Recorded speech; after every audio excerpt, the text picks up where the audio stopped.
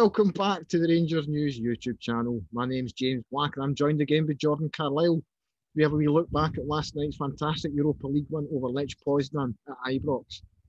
Alfredo Morelos scored his 21st European goal for the club and become the joint level all-time European goal scorer with 21 goals, equal with Ali McCoist. And to be fair, it wasn't a great performance over the piece with Rangers, but I think it was a deserved win over 90 minutes. It was another game where the opposition didn't have a shot on target. Lech never really looked like scoring, and Rangers now going to next week's game with Benfica with 6 points from 2 games. So Jordan, what was your kind of initial thoughts on last night's game? Yeah, I'd say it wasn't vintage, and even despite Gerrard being a little bit touchy after the game, obviously I think he was sort of at pains to put across how positive it was, and I think watching it was really a night where it was all about the result and keeping the run going, and it's obviously been brilliant in terms of performance levels and results recently, and last night there was maybe a little bit of energy lacking. They'd obviously made a few changes to the team and there was just something missing a little bit, and I thought there was some promising movement in the first half. A lot of people were complaining that it was a really, really poor first half. I didn't really see it that way. I thought Hadji was pretty involved and looking to be creative. I thought Roof looked lively. There was a couple of lovely moments. That one where he turned, used his body off the ball to let it run off him and then play in Hadji. And Kamara was brilliant again. The guy just looks different gravy at the minute in the middle. So yeah, I thought there was positives from the first half from a Rangers perspective, but it did change it. Morelos coming on, obviously we've talked in the last couple of weeks about how we've disagreed a little bit, but I didn't think he was doing enough, and probably one of the things that we talked about with that was, is it his attitude? Gerrard says he's got his attitude back on, so why is he not delivering? And one thing that we probably didn't talk about enough is the fact that he's just played all the games. He's starting all the games up top, and clearly taking him out of the side did wonders for him. You mentioned there were a couple of changes to the starting 11. We saw Leon Balogun ahead of Philip Helander. There was no Ryan Jack at the starting 11 with Glenn Kamara, Stephen Davis and Scott Arfield kind of in the centre of the park. And there's no Alfredo Morelos in the starting 11. Kemar Roof getting the nod after his wonder goal last week, which his record got beaten after 7 days. I mean, that must be a kick in the balls, that. The furthest goal in Europa League history, only for it to get beaten a week later. But were you surprised by the starting 11 when you seen it last night? I think Helander not being there was the biggest surprise, and that's a bit of a strange. I was sort of thinking about that today. It's a bit of a role reversal because last season it was Helander was your go-to man for the big games in Europe. That sort of seemed to be what he'd actually been brought in for, and sort of, there's been a lot of chop and changing over the last couple of years under Gerrard, but Kadic was playing a decent amount as well. Evanson was getting the odd goal, but it was Helander who would be beside goals. And I think he played 5 of the 6 group stage games and only didn't play the last one because he got injured. So I was surprised about him. It now seems to be that Balogun's played the first 2 games and he's going to save Helander for the league. So surprised about that.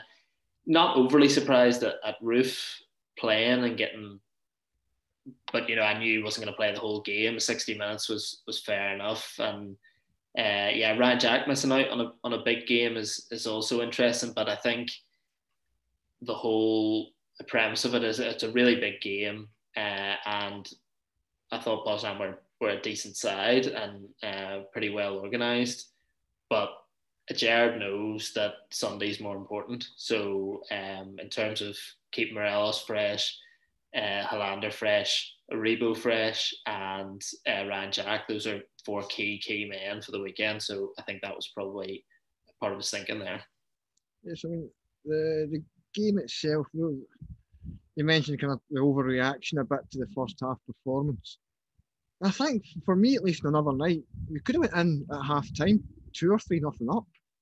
I mean, Hadji had a really, really good chance. He opened his foot out far too much and managed to sclaff it wide. You had the one with Kamara Roof where his attempt at the header, seemed more just to hit him than him head it. And then he should have left the follow up for Kent. So I think for me, it's, it maybe wasn't the same free flowing football we've seen at times this season, but it was every bit the same kind of hard working, dogged performance that we have seen for this Rangers team in games where they've kind of had to kind of put their back to the wall and kind of put the effort in. Yeah, it's a bit of I think it's different at the minute. It's certainly at the minute, and the problem is you don't want to get carried away in terms of predictions and stuff and looking ahead for a whole season. But certainly at the minute, I find that no matter whether the performance level is there as such, Rangers are a better watch this year than they were last year. And it's it's the interchangeability of the guys up front. So when the ball comes forward, even if there's not a huge amount of pace and it gets shifted out to a wide man, you feel that there's players in there that can make stuff happen. We've obviously seen Ken has been really productive so far this season. Hadji's numbers, he get 8 assists in his last 9 appearances before last night. Roof, we've obviously seen capable of this spectacular. And when you bring in a Rebo and stuff into that mix, obviously he didn't start last night, but those players around the front, I think it's a lot more interesting watch. So the thing is, supporters are obviously not happy on social media. The standards are very high around the club anyway, and at the minute, Rangers have been wiping the floor with teams, even if the results haven't been total hammerings. The pattern of the play has been very one-sided, and Lech Poznan gave the Judge a bit more of a game last night, and the reaction to that is, they're not playing very well. But I thought it was a game that Rangers were largely in control of, and it's a game where they didn't really need to get out of third gear to get over the line to win it, and I think that's so impressive. And it's just something that a lot of people were saying it was a boring game, but I just didn't see that. I thought there was stuff going on along that front line that's really interesting, and it's interesting to see the dynamic when Morelos isn't in the team. But yeah, he certainly changed it when he came on, and I think you can still see that him at his best. It's maybe a little bit harsh on Itten because we haven't actually seen him, being given that opportunity to lead the line. But Morelos at his best is he adds something to that team and provides that focal point that maybe would be missing otherwise. There was a tweet that I seen from somebody last night, and I can't remember who it is, so sorry if you're watching this and you see it, but it was, if Alfredo's fit, Alfredo starts. Do you think last night summed that up? Because for me, it's nailed on. I think every time he's fit, I think he's got to be the one that leads the line, whether that means having to find a way to get Roof or Itten into the side in some other way, so be it. But he brings so much for me. And he pops up with goals when sometimes it looks like others they could be there all night and they're not going to score. You kind of got that feeling a little bit with Roof last night. He could have been at it for 6 hours and he wouldn't have got the goal. Whereas Morelos, there's always that little nagging thing at the back of your head that he's went 6 games without scoring before last night, but you still felt that he absolutely had it in him when he came on. Yeah, I sort of agree and disagree. I don't think, watching his performances over the last couple of weeks, I don't think that is the guy that you need in your team. I think the player that came on last night is the player that you need in your team. So I think you could tell just straight away. He came on from a corner and the ball sort of vaguely dropped in his direction, stuck the foot out, controlled it brilliantly and got a shot off, and it was really sharp. And that's what he's normally like. That's what he was like over the first half of last season, where he's sharp and alert to everything, and most importantly, he's in the box. And I think far too much recently, yes, his roles evolved and Rangers' patterns of play have evolved, and that's brought him sort of out wide a lot more. But a lot of that is his choice. I think you can see from Gerrard that he wants him in there scoring goals. That's what he wants from him. He says, yes, that's not the only thing that we judge his performance on, but it is the major marker of him doing well, and he's not been putting himself in the areas to score enough, and then when he's there, he's not been sharp enough. But last night, he just looked a different player, and that's something that we maybe overlook sometimes. We say it for midfielders, Stephen Davis, because he's in his mid-30s. Jermaine Defoe, because he's obviously older than that, 38. These guys need time out of the team, but just because you're 24 doesn't mean that you don't need a rest every now and then and a chance to recharge. And clearly he benefited from that. And I do think mentally it's important for him, because I think he's had his head turned in the summer, and he's seeing himself taking on new challenges and having a bit of a change of scenery. But it's important for him to now come back into the fold, and now that he's refocused, to know that it's not just all about him now, and that there's a lot of other guys in round who can contribute, and another guys who can directly replace him. But yeah, I do agree that the play was, I was, as I say, enjoying watching some of the movement and stuff in the front three, even if it didn't come to much. But it certainly looked a lot more blunt than it did when Morelos came on. Gerrard said this morning in his press conference that he's going to take the kick in the calf, I believe. So you've got a doubt for Sunday's game at Kilmarnock. If he's fit, does he play? Yeah, that's a game where he plays, and certainly after that. I was doing a Kilmarnock game a couple of weeks ago, and it was Findlay and Broadfoot at the back, and they're two guys who are obviously going to be physical. There's good height in there in the middle of the box, and that's not a situation where you want a Kemar Roof sort of flitting about. It might work, but in terms of the background, in terms of how Rangers have struggled there in the past, they need to go to an extent toe to toe with the sort of attitude and aggression that Kilmarnock are going to bring, and he's your man that you want starting that game. So looking ahead to the Kilmarnock game just a wee bit closer now, we saw a number of changes on Thursday night. Do you see there being a kind of similar amount of changes to the side again for Sunday? Take some guys out and kind of bring in others to kind of bring in fresh energy to the side?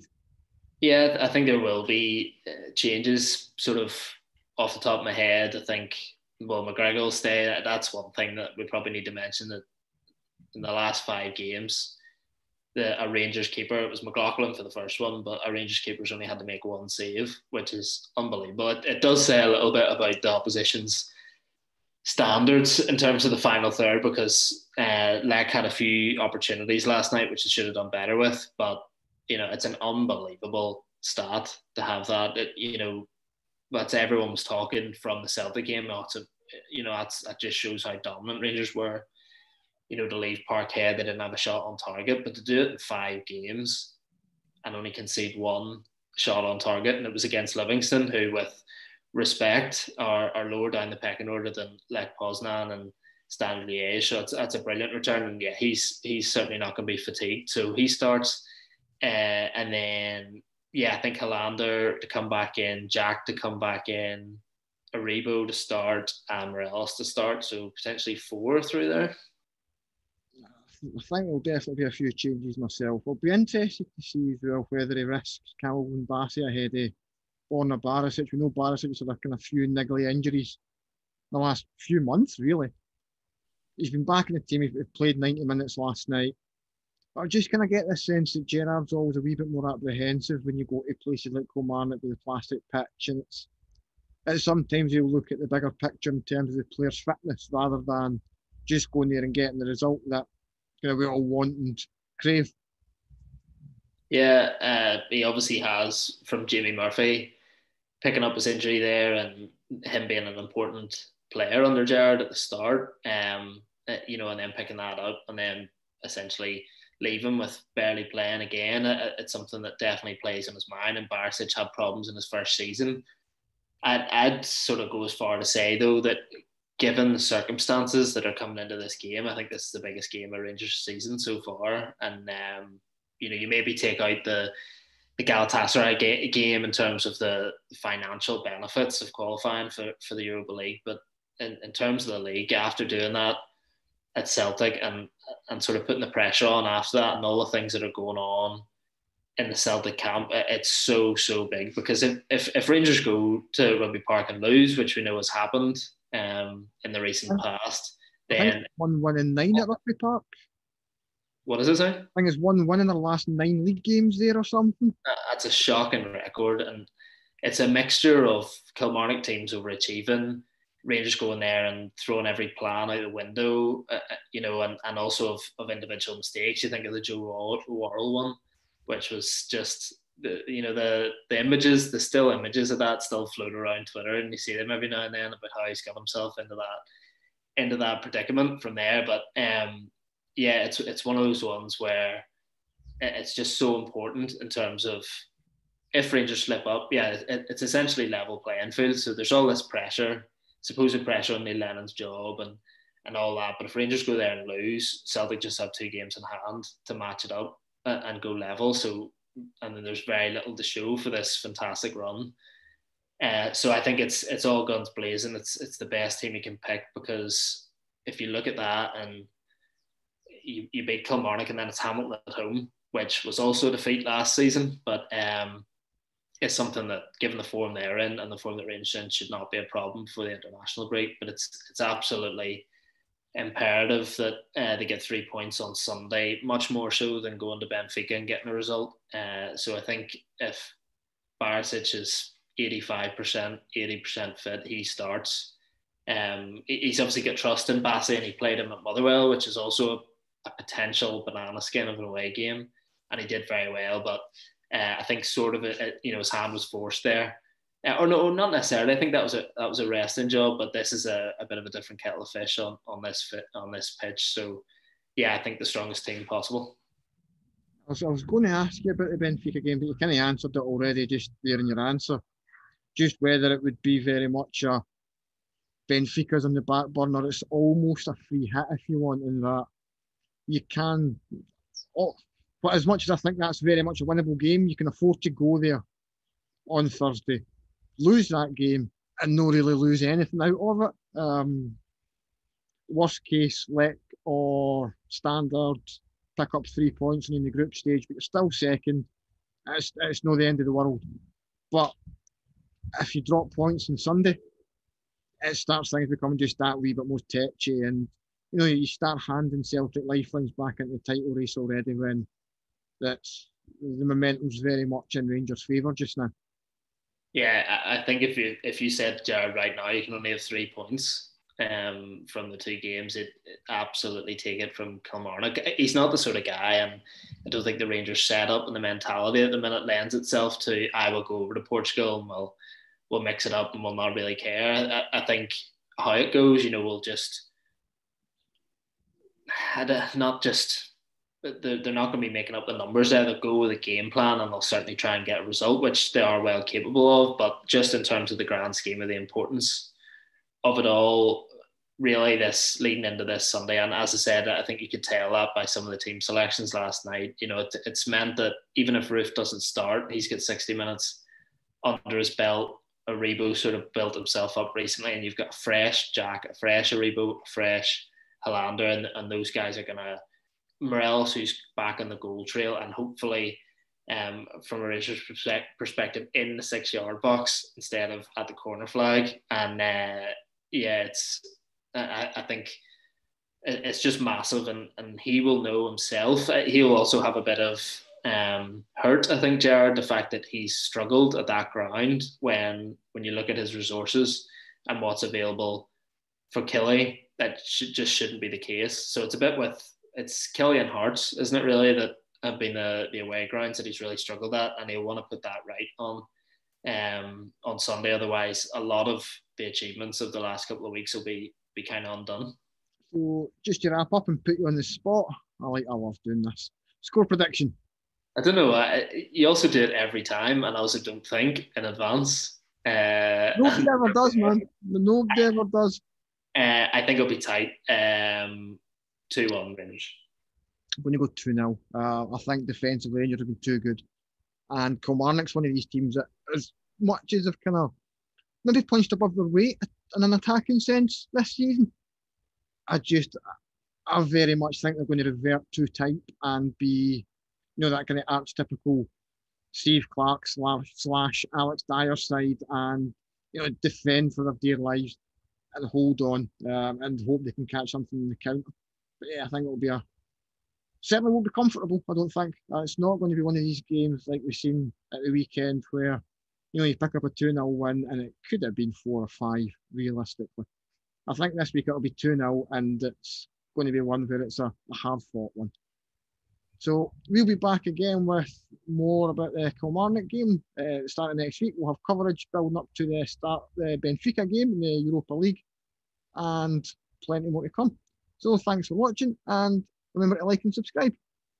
Cheers.